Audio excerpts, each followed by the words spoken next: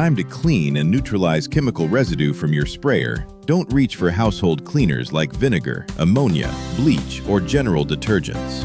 Those products can damage pump and sprayer components. Instead, use a sprayer tank-specific cleaner like FIMCO Tank Cleaner and Neutralizer. To clean your tank, always follow the package instructions. Add the proper amount of cleaner to the tank, then agitate the solution thoroughly.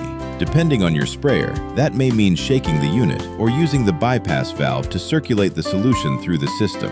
Allow the solution to circulate for about 15 minutes. Then use the spray wand and boom to flush the cleaner through the plumbing system and thoroughly clean the internal components. Cleaning and neutralizing your tank is an important step for sprayer maintenance and long-term performance. It's especially important when switching from one chemical to another, helping reduce the risk of cross-contamination.